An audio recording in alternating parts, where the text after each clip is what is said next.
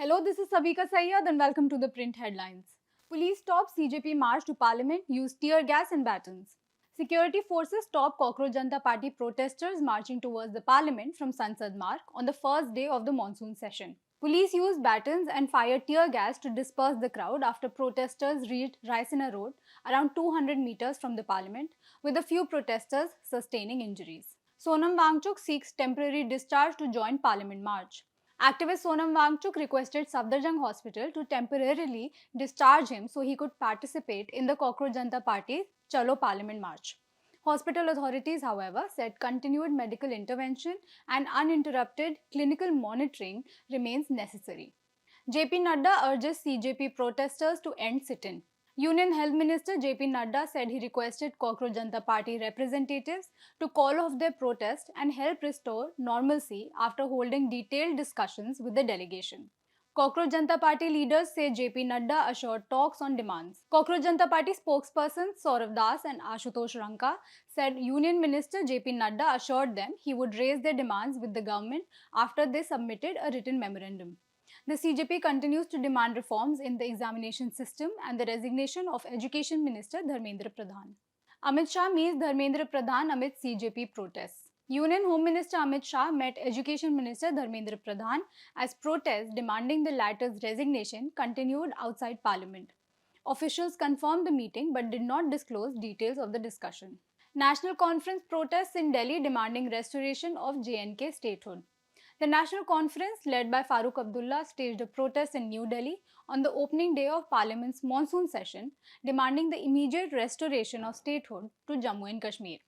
Party leaders accused the centre of failing to fulfill commitments made in Parliament and before the Supreme Court, while the PDP criticized the protests for not seeking restoration of Article 370. Supreme Court stays High Court order on Devangna Kalita's access to probe documents.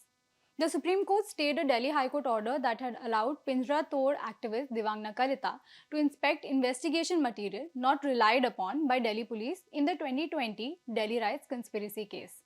The appeal was filed by Delhi police while the High Court had earlier also cleared the way for trial proceedings to resume. Supreme Court suggests SIT probe into Ram Mandir donation case. The Supreme Court suggested constituting a special investigation team to investigate allegations of embezzlement of donations at the Ram Mandir in Ayodhya. The court asked the Uttar Pradesh government to examine the proposal and said it would study the status report before the next hearing. Manoj Jha urges Prime Minister Narendra Modi to halt Jauhar University demolition. Rajya Sabha MP Manoj Jha has written to Prime Minister Narendra Modi seeking intervention against the proposed demolition of 38 buildings at Muhammad Ali Jauhar University in Rampur. He termed the move excessive and politically motivated, arguing that legal issues should be addressed through regulatory action instead of demolishing an educational institution. Parliament adjourned repeatedly amid opposition protests. Both houses of parliament witnessed repeated disruptions on the first day of the monsoon session as opposition parties demanded discussions on question paper leaks and the Cockroach Janata Party protests. With no consensus, both the Lok Sabha and Rajya Sabha were adjourned for the day without conducting any legislative business. PM Modi says hope monsoon session will be productive. Ahead of the monsoon session, Prime Minister Narendra Modi expressed hope that both the monsoon and Parliament's proceedings would be productive. He also said reforms introduced by his government had encouraged young people to take bold initiatives. CPIM opposes bill to give Vande Mataram legal protection.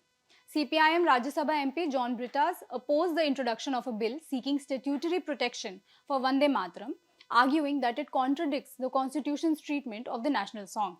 He said the proposed legislation misrepresents the Constituent Assembly's position.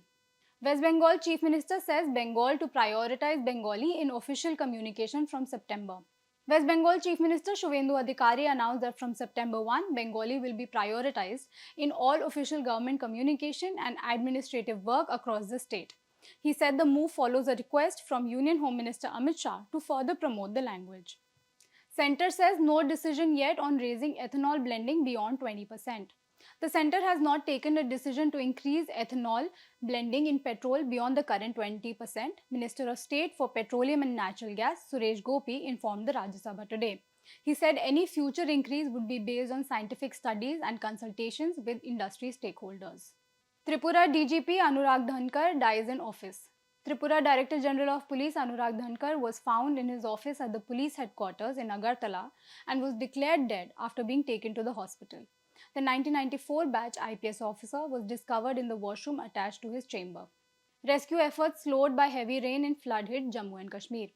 Fresh heavy rainfall hampered rescue operations in Jammu and Kashmir's Poonch and Rajouri districts after flash floods and landslides killed at least 12 people. Security forces, disaster response teams, and local volunteers continued search efforts despite worsening weather conditions. India advises citizens to postpone travel to Iran. India has advised its citizens to defer travel to Iran due to worsening security conditions and urged those already in the country to consider leaving through available commercial flights.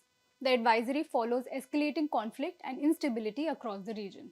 US strikes Iran for the ninth consecutive day. The United States launched another wave of strikes on Iran, with President Donald Trump saying the attacks were carried out in honor of 3 American soldiers killed in recent days. US Central Command said the operation targeted military infrastructure and communication networks. Iran-US conflict intensifies as oil prices surge. Washington and Tehran exchanged fresh strikes as fighting entered another day, with US casualties rising and attacks continuing in the Strait of Hormuz. Brent crude climbed above $91 a barrel, reaching its highest level in over a month amid fears of escalating disruption to global energy supplies. Spain beats Argentina to win FIFA World Cup. Spain won the FIFA World Cup after substitute Ferran Torres scored the only goal in extra time to defeat the defending champions Argentina 1-0.